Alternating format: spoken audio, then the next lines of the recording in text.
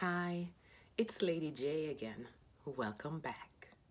Today we're going to be talking about how to have and keep a sexy relationship.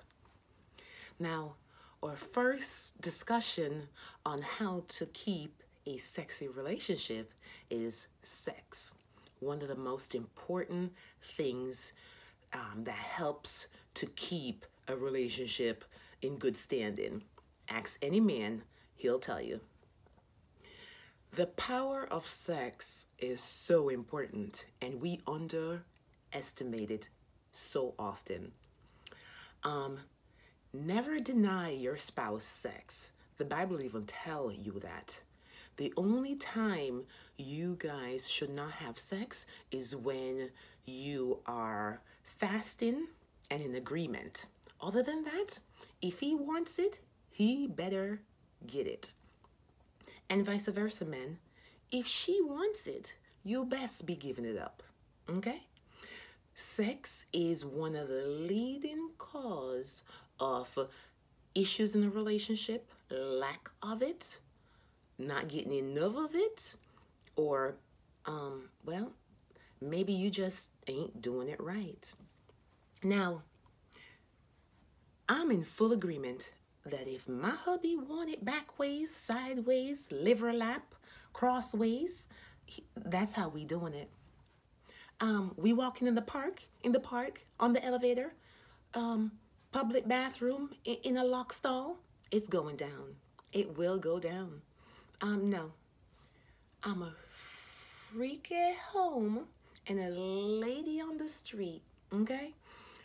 You know, a lot of us walk around here and act like we're Miss, oh no, I could never. Oh no, I could never. Believe me, there is a female out there that will. And you could stay home and be like, oh, I will never. I could not. I could and I do. Anywhere, anytime, any place he wants it, I will drop it like it's hot. So you go ahead and keep sitting over there talking about, oh, you too pressed to drop it like it's hot for your man. I guarantee you he'll find somebody who will. Okay, that was sex for you. Give it up. The next important thing in keeping a sexy relationship is finances, money. You need to have your little hustle. You need to build on your career. You need to make sure you have a little job that's bringing in some money so you could build with your spouse. Or you need to join a little partner and start saving. Finances is one of the biggest issues that causes an uproar in relationships and divorces. There's so many things that you can do, you know. Keep your credit cards in good standing, you know, pay them even the minimum to keep them in good standing. Work on your credit. Start a small savings, like I just stated. Go in a partner, throw a hand or two and save and get your draw and pay down your bills, or do something sweet for your spouse, or help pay the bills. Finances, keep that in check. Number 3, sexiness. Yes, sexiness. What do I mean by sexiness? Well, your looks. He married you, you were 150 a year ago, and all of a sudden, you 210. Really? No. You married him, and when you got married, he was 170, and all of a sudden, he 260. No. Sexiness. You need to start taking walks together. You may need to join a gym together. Find a $9.99 gym close to you. Go walking with your spouse. Go jogging with your spouse. You may need to start buying healthier food, eating healthy. Do it together, you know. Let's talk about makeup. When you first met him, you wore makeup, you did your hair, you dressed nice. All of a sudden, you don't go to the hairdresser, you don't get up and do your makeup anymore, and you walk around like, who done did it to you? No. When he met you, you were fine, you need to stay fine. If he met you and you had a nice, trim, slim body, you need to keep it like that. If she met you and you used to go to the barbershop every week, you best still be going. If she met you and you were $180 and all of a sudden you're 260, you best go on a diet. My point is, we're not saying that your spouse won't be supportive of you if you gain a little weight, but when you're working on your marriage, that doesn't mean you let things slide and get out of control. You need to pull all that back. You need to keep your sexiness no matter how long you've been married. It's only facts that if I married you and you weren't 200 pounds, then you should not weigh 200 pounds a year later. There's nothing wrong with being 200 pounds because at one point I could hit a 200 pounds and you wouldn't know. It depends on your body type, your body size, and bone structure. Everyone's different. My point is, if I married you looking one way, you should be there or very close to it.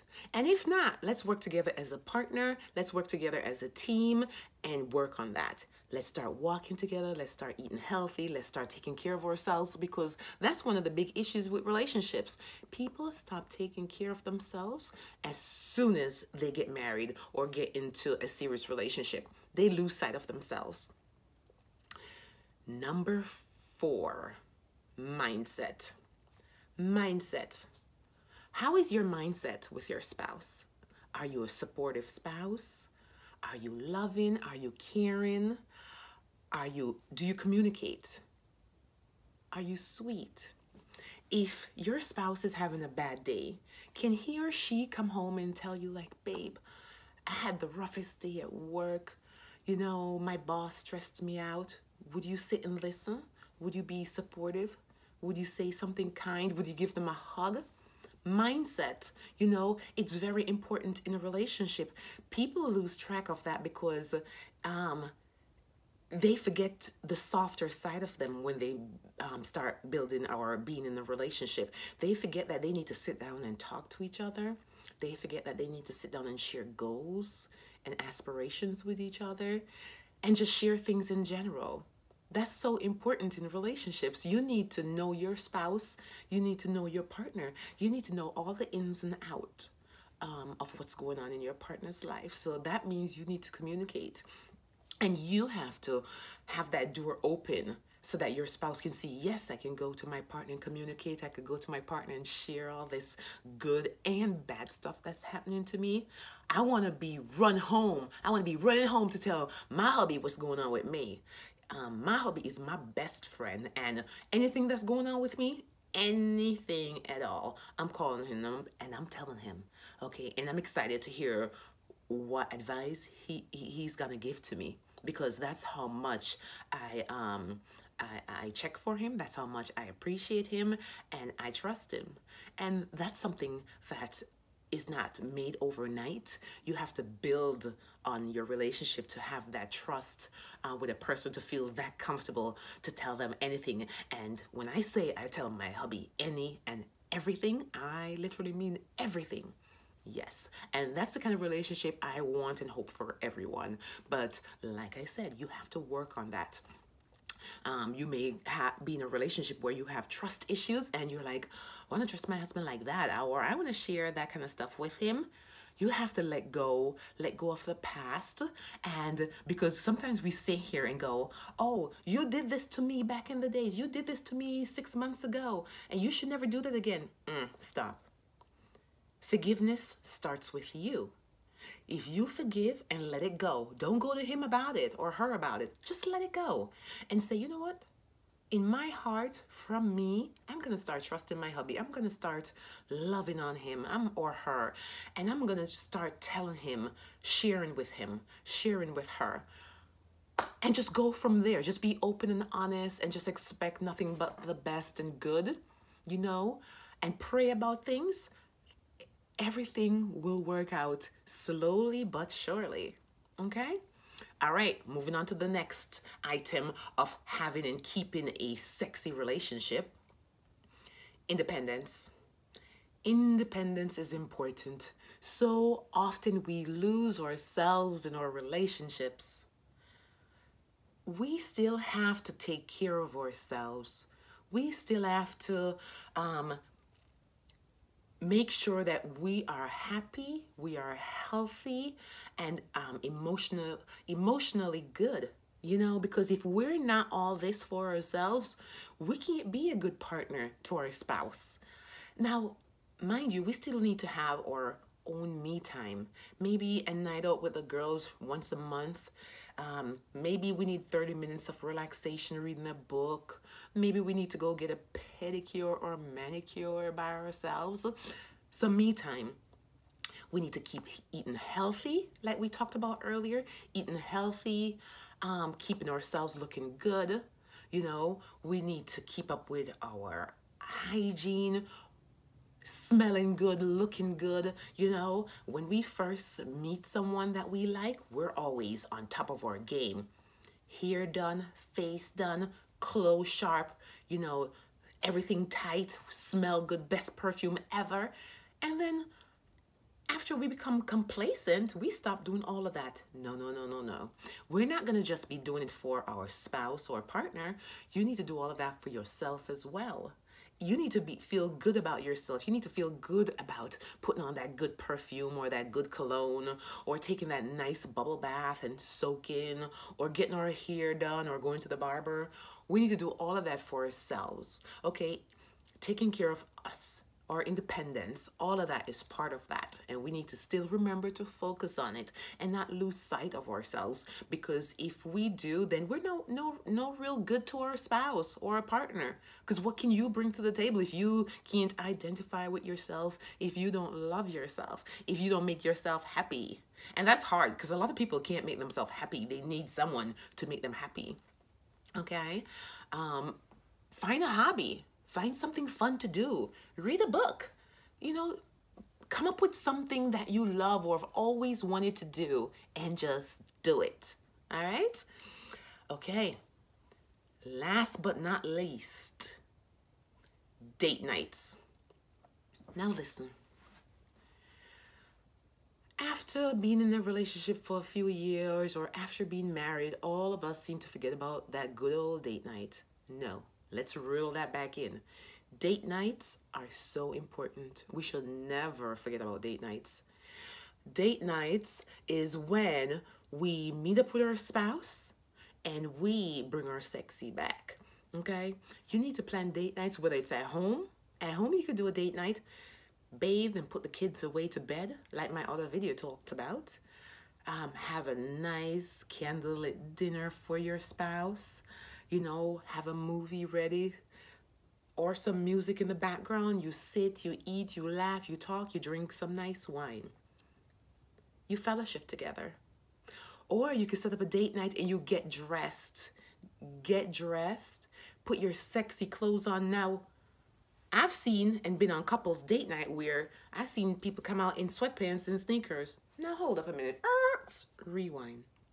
Now, did I say date night? Oh no, boo-boo. Date night meaning I'm bringing my sexy back. You know, everything gotta be perked up. Hair gotta be done. Lipstick gotta be fly. And I gotta be looking sexy for my baby. Let's not get it twisted. Date night is date night. You wanna get dressed up, okay? Sexified. Yes, sexified for your man or for your wife. You need to go to the barber. You need to put on that nice outfit like you used to do when you were dating me. Yes, that's why it's called date night. All right? You need to step your game up. Okay? You could do date night with other couples. You know, go to a comedy show. Go to the movies. Go to a play. Go to dinner. You need to remember date nights so that you and your husband can get away from the kids, get away. Sometimes you need to get out the house. You need to fellowship together. We so often lack doing that. Fellowshipping, communicating, talking, same thing. You know, getting to know your spouse, learning your spouse, because every day something changes. And if you don't talk to your spouse, you'll never know about it. All right? Now, let's recap. Having and keeping a sexy relationship requires that you do what? 1, keep the sex on freak. 2, money, finances, keep that in order. 3, keep your sexiness going, okay? 4, or mindset. how we think, how we communicate with our spouse. Are we loving? Are we supportive? 5, independence. Always keep your own identity. Always remember to take care of you. And 6, date nights. Don't forget them. All right? Keeping a sexy relationship is not easy. It takes a whole lot of work. But it will all be worth it. Trust me. It's been nice talking to you. This is Lady J, and I'll see you again soon.